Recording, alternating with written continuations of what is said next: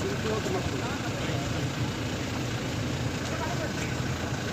निषाद राज, जय निषाद राज, निषाद पार्टी जिंदाबाद, जिंदाबाद, गाड़ी गाड़ी निषाद पार्टी जिंदाबाद, जिंदाबाद जिंदाबाद।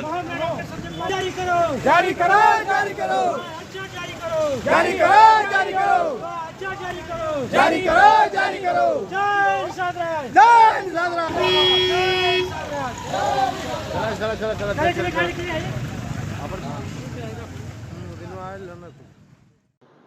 अंग्रेजों ने एक कानून बनाया था कि क्रिमिनल कास्ट घोषित किया था कि डॉक्टर का बेटा डॉक्टर होता है, इंजीनियर का बेटा इंजीनियर होता है और वकील का बेटा वकील होता है। बदमाश का बेटा बदमाश है। निषाद मछुआरे बहुत बदमाश हैं, नदियों में मारे। तो 12 अक्टूबर 1871 के उस काले कानून की वजह से निषादों की जेल जमीन छीन ली गई थी और फिर उसे पट्टा नीति में उठाई थी। उसके बाद हमारे लोगों को जी कोई बात, उनके जितने साधन थे उन पर कब्जा अंग्रेजों का था।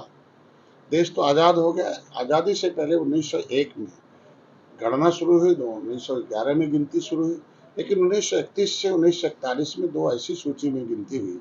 उससे पहले जो सेकेंड इंडिया एक्ट बना था उसमें SC ST का एक कानून बना था कि कौन से ऐसी जातियां हैं, उनकी सूची बनी थी। मतलब नीचे सूचित, मतलब सूचित किया गया इन जातियों को कि तुम सोशली एजुकेशनली इकोनॉमिकली बैकवर्ड हो और तुम्हारी ये सूची बन रही है और सूची से तुम सुरक्षित हो। एक आरक्षण की व्यवस्था दी गई कि ये लोकसभा विधानसभा, तो पहले MLC हमारे रामचरण निषाद चुने गए थे उस समय, उस कोटे से अनुसूचित जाति। 1941 में भी सूची थी, देश आज़ाद हो गया 1947 में। संविधान 1950 में बना। YK भांडारन उस समय चीफ सेक्रेटरी भारत सरकार थे। उन्होंने एक पत्र लिखा सभी राज्य सरकारों को, जम्मू कश्मीर को छोड़कर, कि जो जातियां 1931-41 में अनुसूचित हुई है वही 91 में मान लिया, 51 में मान लिया जाए। फिर एक सरकार थी नहीं, इसलिए 51 में गिनती नहीं हुई, वो ये चीज हो गया। 1961 में हमारी गिनती हुई, वो गिनती सेंसस मैनुअल 1961 के आधार पर, और सेंसस मैनुअल 1961 के आधार पर इन जातियों की गिनती हुई और हम 70 लाख थे और 70 लाख गिने गए। और उस 70 लाख गिनती में हम लोगों की जो ये है सेंसस मैनुअल 1961, मैंने इससे 100 पेज की किताब लिखी है। इसमें जो धोखेबाजी हुई है, जो षड्यंत्र हुआ है, उसके खिलाफ इसमें लिखा है कि लोगों ने इन्हें अपने नज़दीक तो लगाया, अंग्रेजों ने भी धोखा दिया और पिछली सरकारों ने भी धोखा दिया कि जब 1961 में गिनती 70 लाख थे और इसमें देखिए कि आज के दिन में यहाँ जाटों के सभी जो लेदरमैन हैं उनकी गिनती हुई है और यहाँ जो फिशरमैन है 51 नंबर पर मझवार है, इसमें केवट मल्लाह मझवार गिने गए थे। और इसमें ऑक्यूपेशन में भी लिखा हुआ, जब राष्ट्रपति ने हमारी गिनती, जो RBI ने हमारी गिनती 1961 में कराई, तो हम 61 में 70 लाख थे, अनुसूचित 71, 81, 91 तक थे।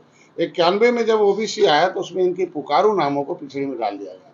और फिर 2011 की जो गिनती हुई थी उसमें SC की गिनती तो 1931 से आज भी होती है, हमेशा होती है। उसके RBI तय करता है कौन गिनती, उनकी हमेशा गिनती होती है। लेकिन में 2011 में हमें 7000 कर दिया गया। तो ये मारने वाली गिनती बंद हो और हमारा जो सही जगह जहाँ गिनती होता हो, और ये फाइल गायब कराने वाले जितने भी बेईमान लोग हैं उसके बारे में पता चल रहा है। ये आज के दिन में जो मेरा अभियान चल रहा है, दो बातों का है। एक तो इन बेईमान जो इन्होंने इनकी सुरक्षा छीनी, सुरक्षा का मतलब कि जो लोकसभा, विधानसभा, विधान परिषद और जो ग्राम सभा से लेकर प्रधान से लेकर प्रमुख तक का है, ठीक है, ये हर जगह है। इनकी शिक्षा, स्वास्थ्य, रोजगार, जमीन छीने गए। क्यों डाले गए, उसके पीछे जो तथ्य सामने आया कि सत्ता में रहने वाले पिछले लोग सुख भोगने के लिए आते थे, असुख शहरों में था और जितने शहर हो नदियों के किनारे थे, नदियों के किनारे निषाद थे, उनकी जमीन उनकी, वो जमीन ले नहीं पा रहे थे जो कि SC में थे। SC के लिए परमिशन चाहिए, बेच नहीं सकते। फिर इनके पुकारू नामों को OBC में डाला और फिर उनकी सारी जमीनों लेके इनको रोड पर जाते। हम लोग जिम्मेदारी, जो सही बात हो जानते नहीं है जो। अब हमने इसकी लड़ाई लड़ी। मैं धन्यवाद, इनके खिलाफ तो अभियान चल रहा है, पर्दाफाश कि ये कितने बेईमान हैं, कितने धोखेबाज हैं और कैसा धोखा जिसने देश को आज़ाद कराया, संविधान बनवाया और जिनके लिए criminal tribes act inquiry committee ने भी रिपोर्ट दिया कि भाई अंग्रेजों ने क्रिमिनल कास्ट घोषित किया, विमुक्ति जनजाति के रूप में इन्हें 74 प्रकार की व्यवस्था दी जाए। ऐसे सभी लोगों को पर्दाफाश। मैं तो बहुत पहले कहा था ना, बार बार प्रेस में कहता हूँ, ये सब बटुए जोगी मठ उजाड़ हैं, ये सब बिन दुल्हे की बारात हैं, इनका कोई कुछ है नहीं। दल दिखते हैं फोटो में, फोटो खिंचाते हैं, दल हैं, दिल नहीं है। दिल तो एक दूसरे के खून के प्यासे हैं ना, एक दूसरे के खिलाफ उनके विचारधारा हैं, वो कैसे वोट डालेंगे? अरे उन्हीं के खिलाफ ही पार्टी खड़ी हुई है, तो वो तो हमेशा अपने लिए जिंदा रहने के लिए फोटो खिंचवा रहे हैं।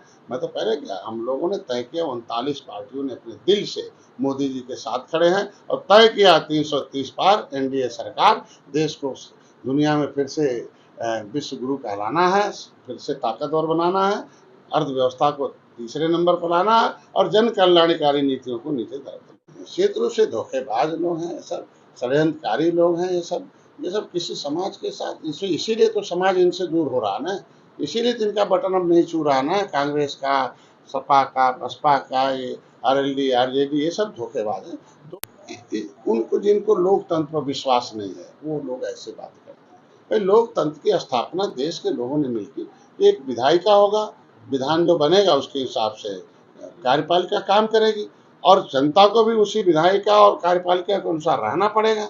अगर गलत करता तो न्यायपालिका उसे सजा देगी और मीडिया उसे बाहर लाएगी। अगर मीडिया बाहर लाई, न्यायपालिका सजा दिया और कार्यपालिका ने सहयोग किया है, और यही सरकारें थी जो आरोप लगा रहे हैं ये संरक्षण देते थे, हमारी सरकार सजा दे रही है, अंतर इतना ही है। इसलिए देखिए जो जैसा किया है वैसा करेगा।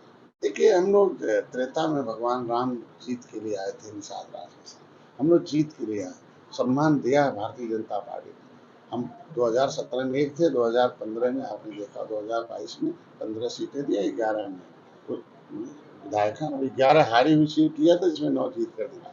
तो मैं तो भारतीय जनता पार्टी के जीत के आए हूँ। हम लोगों ने तय किया है कि 80 की 80 सीटों पर उत्तर प्रदेश में हम लोग झंडा गाड़ेंगे।